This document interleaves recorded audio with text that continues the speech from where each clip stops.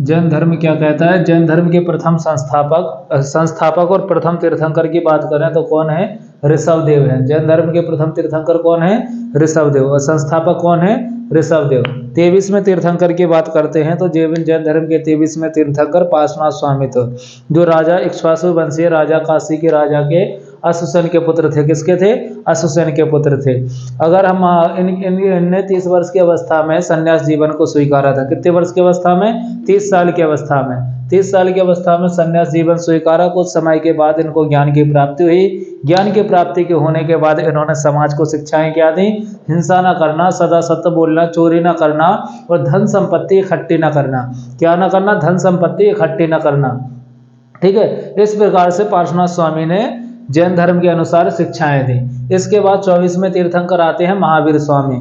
महावीर स्वामी जैन धर्म के प्रमुख तीर्थंकरों में से एक तीर्थंकर माने जाते हैं, जिनका जन्म 540 ईस्वी में कुंडग्राम में हुआ था। कुंडग्राम वैशाली नामक स्थान पर हुआ था। इनके बचपन का नाम वर्धमान था। और इनके माता पिता की बात करें तो इनके माता पिता का नाम सिद्धार्थ, जो ज्ञात्रा कुल के सरदार थे। क्या थे? ज्ञात्रा कुल के सरदार। और माता का नाम क्या था? त्रिशला। त्रिशला राजा चेटक की बहन, यानी कि राजा चेटक की लिच्छवी राजा चेटक की बहन कौन थी?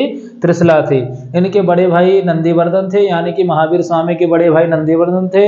बाद में इन्होंने माता पिता की मृत्यु के बाद अपने बड़े भाई नंदीवर्धन से आज्ञा लेकर के सन्यास जीवन को स्वीकारा था। क्या स्वीकारा था? सन्यास जीवन को। और लगभग 12 वर्ष की कठिन तपस्या के बाद जरमृग नदी के किनारे, ऋजुपालिका नदी के किनारे उनको ज्ञान की प्राप्ति हुई थी। कितने साल में? लगभग 42 वर्ष में महावीर को ज्ञान की प्राप्ति हुई। 30 साल में तो उन्होंने सन्यास जीवन स्वीकारा था, तो 12 साल तक उन्होंने क्या की? तपस्या की। इस प्रकार से उनको 12 प्लस 30 कितने हो गए? 42 साल की अवस्था में उनको ज्ञान की प्राप्ति हुई। तब से महावीर क्या कहलाए? जिन, अरिहत और निर्ग्रंथ। जिन का मतलब है विजेता, अरिहत का मतलब है क्या?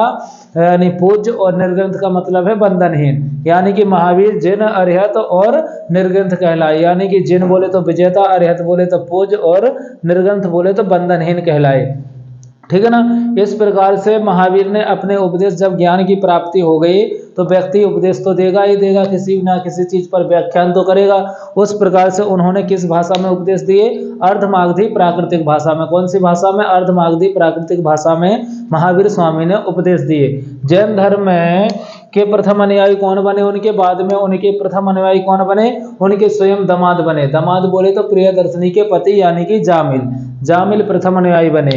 और दधिवाहन की पुत्री चंपा जैन भिक्षुणी बनी। क्या बनी? जैन भिक्षुणी। प्रथम जैन भिक्षुणी कौन बनी? दधिवाहन की पुत्री चंपा बनी। अगर हम जैन धर्म में महावीर स्वामी ने अपने शिष्यों को कितने गणधरों में विभाजित किया? कितने गणधरों में? 11 गणधरों में। कितने गणधरों में विभाजित किया महावीर ने? 11 गणधरों में विभाजित किया। और इसके बाद आर्य सुधर्मा ऐसा गंधर्व था जो महावीर की मृत्यु के बाद भी जीवित रहा। आर्य सुधर्मा ऐसा गंधर्व था जो महावीर की मृत्यु के बाद जीवित रहा और प्रथम थेरा और उपदेशक बना। बाद में 300 ईस्वी पूर्व में प्रथम थेरा और उपदेशक बना। मगध में लगभग 300 ईस्वी पूर्व में अकाल पड़ गया था। क्या पड़ गया था? 300 ईस्वी पूर्व में अकाल पड़ जाने के कारण उन्होंने देखा कि इधर मतलब ऐसे संकट की घड़ी आ गई, तो स्थूलभद्र के शिष्य और भद्रबाहु के शिष्य साथ में रह रहे थे। और भद्रबाहु के शिष्य उस समय कहाँ चले गए? कर्नाटक चले गए अपना जीवन यापन करने के लिए। लेकिन भद्रबाहु के स्थूलभद्र के सिद्ध कहाँ रहे? मगध में ही रहे। ठीक है ना। कहाँ रहे? मगध में रहे। कुछ समय बीतने के बाद भद्रबाहु के शिष्य मगध में वापस आए और देखा उन दोनों में क्या हो गया था? गहरा मतभेद हो गया था। क्या हो गया था?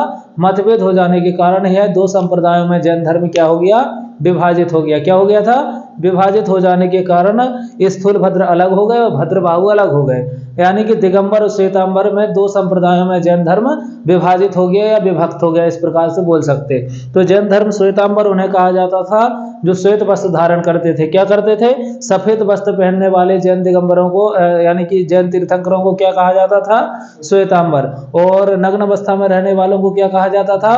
यानी कि दिगंबर। दिगंबर यानी कि नग्न अवस्था में रहने वाले भद्रबाहु के शिष्य। ठीक है, इतना समझ में आया। अगर हम जैन संगतियों की बात करें तो जैन संगतियों के बारे में जैन धर्म में 2 संगतियां हुई। कितनी संगतियां हुई? 2 संगतियां। प्रथम संगति 300 ईस्वी पूर्व में पाटलिपुत्र में किसके समय में हुई? स्थूलभद्र के समय में। किसके समय में? स्थूलभद्र के समय में। द्वितीय संगति गुजरात नामक स्थान पर, यानी वल्लभी नामक स्थान पर, उस समय वल्लभी बोला जाता था गुजरात के स्थान को, तो वल्लभी नामक स्थान पर किसके? क्षमा श्रवण के समय में हुई। किसके समय में? क्षमा श्रवण के समय में हुई। ठीक है ना। जैन धर्म में अगर बोले तो भाई ईश्वर की मान्यता है या नहीं है, तो जैन धर्म में ईश्वर की मान्यता बिल्कुल भी नहीं है। जैन धर्म में आत्मा की मान्यता है। काय की मान्यता है? आत्मा की। जैन धर्म पूर्ण जन्म और कर्मवाद में विश्वास करता है, यानी पूर्व जन्म और कर्मवाद में जैन धर्म क्या करता है? विश्वास करता है कि पूर्ण जन्म होगा, पूर्व जन्म में ऐसे होता है, कर्मवाद में स्वतः ही विश्वास करता है। ठीक है ना।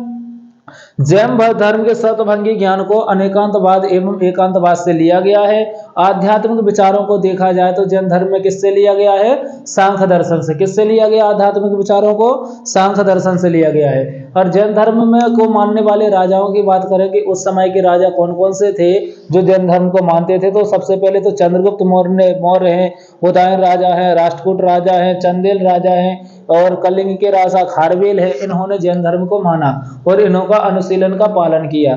महावीर स्वामी की शिक्षाएं देखें तो महावीर स्वामी ने जो पार्श्वनाथ स्वामी ने 4 शिक्षाएं दी थी, सदा सत्य बोलना, चोरी न करना, धन संपत्ति इकट्ठी न करना, यानी कि इस प्रकार की शिक्षाएं उन्होंने दी थी। तो 5वीं शिक्षा महावीर स्वामी ने जोड़ दी, ब्रह्मचार पालन करना। कौन सा? ब्रह्मचार का पालन करना, यानी अहिंसा, सत्यवचन, अस्तेय, अपरिग्रह और ब्रह्मचार। अहिंसा, सत्यवचन, अस्तेय, अपरिग्रह और ब्रह्मचार। कितनी प्रकार की 5 शिक्षाएं किसने दी? महावीर स्वामी ने। कौन कौन सी शिक्षाएं दी? अस्तेय, अपरिग्रह, ब्रह्मचार और क्या बोलते? अहिंसा, सत्यवचन, अस्तेय, अपरिग्रह और ब्रह्मचार। कौन सी शिक्षाएं दी? 4-5 प्रकार की शिक्षाएं दी। ठीक है ना। बताओ, वर्धमान स्वामी, वर्धमान किसका नाम था? महावीर का नाम। बचपन का नाम क्या था महावीर का? वर्धमान। महावीर जब उनको ज्ञान की प्राप्ति हो गई थी, तो महावीर के ज्ञान की प्राप्ति होने के बाद उनको क्या कहा गया? जिन, अरहत और निर्ग्रंथ। जिन का अर्थ क्या है? विजेता। और अरहत का मतलब क्या है? पूज्य। और निर्ग्रंथ का मतलब क्या है? बंधनहीन। बाद में महावीर क्या कहलाए? बंधनहीन कहलाए। ठीक है। अगर हम जैन धर्म के अष्ट यानी कि मुनियों की बात करें या उनके तीर्थंकरों की बात करें, 8 प्रकार के तीर्थंकर दिए गए हैं, 24 में से 8 के बारे में जानेंगे। तो प्रथम उनके प्रतीक चिन्ह और उनका तीर्थंकर। तो ऋषभदेव काय से संबंधित है? प्रथम तीर्थंकर सांड से। द्वितीय अजितनाथ कौन से? द्वितीय तीर्थंकर काय से? उनका प्रतीक है हाथी। तृतीय तीर्थंकर अगर देखा जाए तो संभवनाथ काय से प्रतीक है? घोड़ा से। सप्तम तीर्थंकर यानी संपार्श्व काय से? स्वास्तिक से। और 16वें तीर्थंकर की शांति की बात करें तो काय से संबंधित है? हिरण से। और नामी की बात करें जो 21वें तीर्थंकर रहे तो काय से? नीलकमल से। अरिष्टनेमी की बात करें तो 22वें तीर्थंकर कौन है? अरिष्टनेमी। तो अरिष्टनेमी काय से संबंधित है? शंख से। पार्श्वनाथ स्वामी की बात करें जो 23वें तीर्थंकर रहे, काय से? सर्प से। अगर हम महावीर की बात करें यानी कि जो 24वें तीर्थंकर रहे, तो वह काय से संबंधित है? यानी उनका प्रतीक चिन्ह क्या है? सिंह। अगर हम एक छोटी सी चीज देखें, अरिष्टनेमी और ऋषभदेव 2 ऋग्वेद में वर्णन है। ऋग्वेद में इनको लिखित नाम मिले। तो अरिष्टनेमी लगभग भगवान श्री कृष्ण के समकक्ष माने गए, यानी कि निकटतम माने गए। ठीक है। अरिष्टनेमी को काय को? भगवान श्री कृष्ण के निकटतम माना गया। अगर महावीर की मृत्यु की बात करें, निर्माण की बात करें, तो 468 ईस्वी पूर्व में महावीर को मृत्यु की प्राप्ति हुई, यानी कि निर्माण की प्राप्ति हुई। बिहार राज्य के पावापुरी राजगीर में प्रसाद ग्रहण करते हुए मल्ल राजा सृष्टिवाल के राजप्रसाद में महावीर को 468 ईस्वी में मोक्ष की प्राप्ति हुई, अर्थात निर्वाण की प्राप्ति हुई। ठीक है।